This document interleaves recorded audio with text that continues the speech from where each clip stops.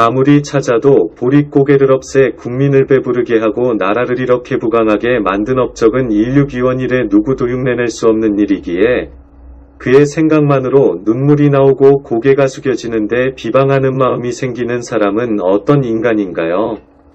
같은 하늘 아래 살기 싫으면 제발 떠나가 주었으면 좋으련만 죽은 김대중, 김영삼, 노무현 좌좀 귀신들과 인간망종 삶은 소대가리 개버린 재앙은 위인 박정희 대통령을 보거라. 그리운 그 사람, 그 거가 내 거냐? 그 거가 내 아버지 거냐? 이 글은 박정희 대통령의 대구사범 동기인 김병희 전 인하공대 학장의 회고록에서 발췌한 내용입니다. 5.16 혁명 시절 최고의 의장실에 무상 출입하게 된 나는 박정희 대통령과 30년치기였건만 그때 나는 인간 박정희의 새로운 편모를 보게 되었다. 내가 의장실에 처음으로 들어섰을 때의 첫 인상은 그 방이 어쩌면 그렇게도 초라할 수 있을까 하는 것이었다. 장식물이라고는 하나도 없고 특별한 기물도 없었다. 마치 야전사령관이 있는 천막 속을 방불케 하는 인상을 받았다. 특히 그가 앉는 의자는 길가에서 구두 닦는 아이들 앞에 놓인 손님용 나무 의자와 조금도 다를 바가 없었다. 게다가 그가 피우는 담배는 국산 아리랑이었다. 당시에 내가 피우던 담배는 국산으로는 최고품인 청자였고 때로는 선물로 받은 양담배 바이스로이를 피웠는데 그것도 저것도 아닌 아리랑을 그가 피우는 것을 보고 놀랐고 한편으로는 부끄럽기도 했다. 또 하루는 그 방에 들어갔을 때 마침 그는 점심을 들기 시작했는데 이게 웬일인가? 단돈 10원짜리 냄비우동 한 사발과 단무지 서너 조각이 그날 식단의 전부였다. 마침 나는 친구들과 어울려 10원짜리 우동을 50그릇이나 살 수 있는 500원짜리 고급 식사를 마치고 온 터라 몹시 양심의 가책을 받았다. 동서고금을 통해 한나라의 최고 집권자가 이렇게 험한 음식으로 점심을 때우는 일이 어디에 또 있을까? 하는 생각에 나는 깊은 감명을 받았다. 박 의장의 애국심은 지나치다고 보여질 때도 가끔 있었다. 그는 당시 장충단 공원에 있는 의장공관을 쓰고 있었는데 어느 눈비 내리는 겨울 아침에 국민학교 6학년인 장녀 근혜 양을 운전병이 지프차로 등교시켜준 일이 있었다.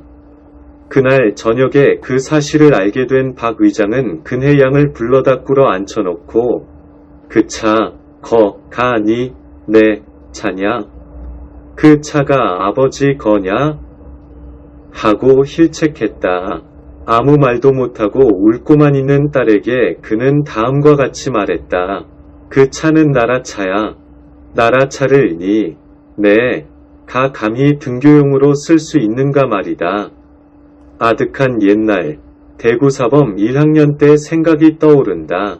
박물 시간에 어느 식물꽃 단면을 확대경을 보아가며 크고 세밀하게 그리는 작업을 한 일이 있었는데 여러 그부들이 그린 것들 중에서 최고 평점인 G를 박군이 차지했었다. 그는 일찍 경북 선산군 구미보통학교를 수석으로 졸업하여 그와 같은 수석들만이 응시했던 대구사범의 9대1이라는 입시 경쟁을 돌파한 엘리트였고 그 엘리트들 중에서도 G라는 평점을 받을 만큼 그의 두뇌는 비상했던 것이다.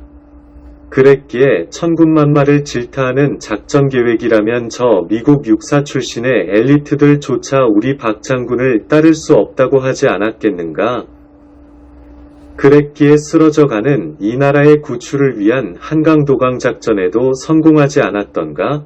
정휘야, 너와 나는 대구사범에 입학해서 본관 2층이었던 1년 2조 교실에서 처음으로 만났지. 이름 글자로는 드물던 를 우리 둘은 공유했기에 나는 너에게 비록 성은 달랐어도 형제와도 같은 친근감을 느꼈었다. 내가 보던 너는 항상 모든 일에 총명했다. 게다가 너는 또 의분을 느끼면 물불을 가리지 않고 뛰어드는 용감한 사나이였다. 어느 날은 박물교실의 뒤뜰에서 대구 출신 S군과 약골인 주재정군이 싸웠는데 깡패와 같았던 S는 주군을 단숨에 때려 눕혀놓고 그래도 모자라서 맥주병을 깨어 머리를 쳤는지라 유혈이 낭자했다. 모두가 겁을 먹고 도망쳤는데 오직 우리 박군만이 뛰어들어 그 S를 때려 눕히고 주군을 구출했었다.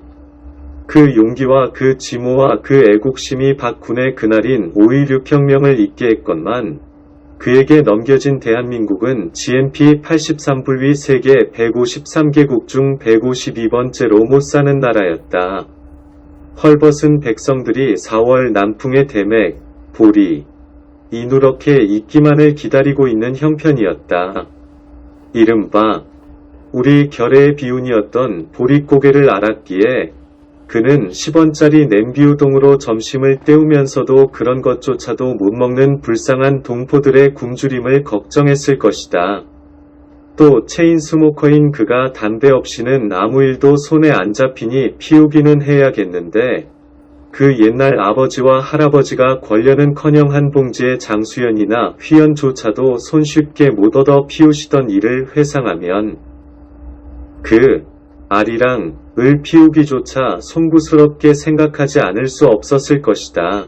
인간 박정희, 그는 이미 하늘나라로 가버렸으니 어찌 나의 이 추모의 정을 알리요. 오늘에 와서 그를 비방하는 일부 인사들도 많지만 진정 그를 아는 사람이 몇이나 될까?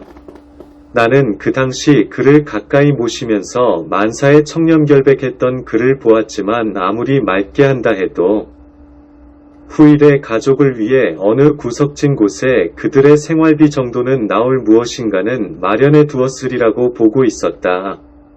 그런데 오늘에 와서 보니 그것도 아니었으니 이 세상에 그처럼 결백한 집권자가 또 어디 있었을까?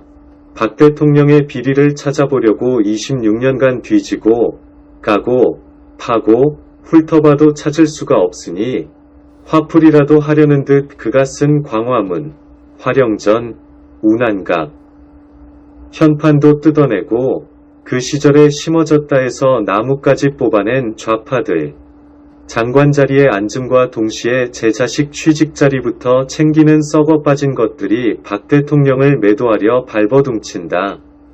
좌파놈들아, 똑바로 알아라. 당신들 제 아무리 폄훼하려 발광해도 박정희 대통령의 이름은 대한민국 중흥의 시조로서 역사에 길이길이 남을 것임을. 박정희는 비록 비명에 갔지만 그는 죽어서 진정 그 가치를 세월이 흘러가면 갈수록 높이 평가받게 될 것임을.